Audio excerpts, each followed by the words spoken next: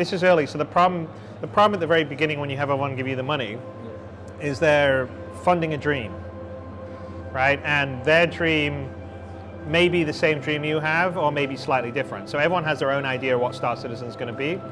So some people think it's going to be EVE Online with cockpits. Some people think it's going to be freelancer with a persistent world. And you know, it's going to have elements of all my games and maybe some other games and some other stuff. But with this many people, I'm pretty confident that I'm not going to have the game that everyone in their mind thinks it's going to be. My goal is just to make a really good game that has enough things that they really like, that even if it isn't exactly the way they hoped or imagined it to be, it's pretty awesome and they're happy. You're in a hangar, and we're actually launching with 3 different levels of hangar. There's a discount hangar, a business hangar, and a deluxe hangar. And the hangar depends on what ships you have. So the bigger ships, you get the bigger hangars like the business and deluxe. And you can walk around it, first person, third person, get inside your ship. Can't fly it, but look around, check it out, right? See the level of detail. 67% of the people want to be explorers. So we're like, okay, well that means that we probably should make sure that we have more content and game functionality for just people that want to explore. So we actually, in the game design process, said, okay, let's focus on adding more stuff here because this is important to people.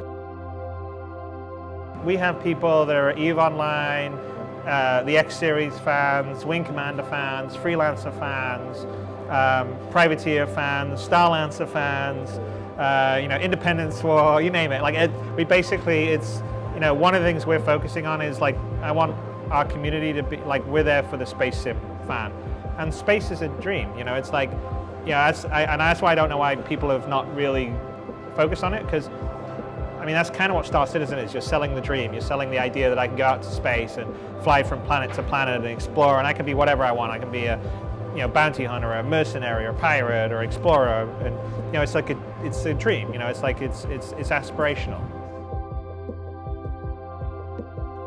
At the end of this year, we're going to have the dogfighting module, where you'll be able to take those same ships and take them into space and fight against other people in a deathmatch situation. Not in this. There won't be a story. There won't be the big sandbox universe that's in Star Citizen, but you'll be able to dogfight with people and also dogfight against some AI.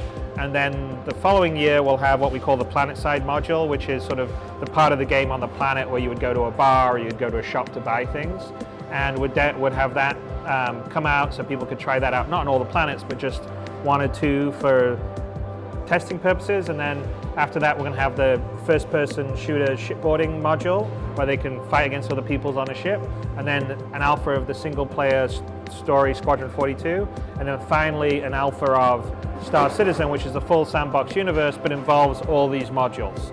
So basically these are all very discrete parts of the game that we're giving in bits to the backers, so they can check out, give us their feedback, and we can use to make better and polish things. It's a little scary because we're sharing things much earlier than you normally do as a developer. So it's going to be the very first module or 2 will be rougher, obviously, than normally in an online game when you play a public beta, it's pretty polished and finished. That's, public betas are really just like releases of the old days. But we're really doing this, we're sharing this much sooner than I would ever share it with a publisher if I was developing it. I would never give EA or Microsoft to build this early, and much sooner than anyone else. And so we have some warning messages in there going, it's really early, and this is at your risk, and to help us out.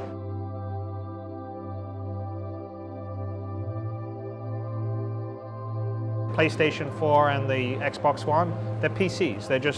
They're like AMD PCs, basically for $400. So it's actually pretty easy. CryEngine works already on PlayStation 4 and Xbox One. So technically, it's not an issue of technology.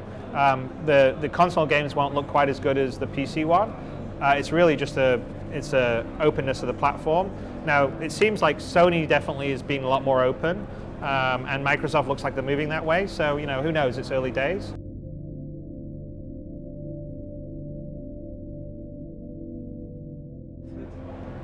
I think I made a deal with Richard that I was going to go up on, I can't remember, like on CarMax Rocket when he gets it working properly. But no, I got to get a game done, you know, so. You know, it is ironic that Richard, like, he's gone to space, but he makes fantasy games, and I haven't gone to space, but I make space games. And not that I'm opposed to it. It's just that you know, it's I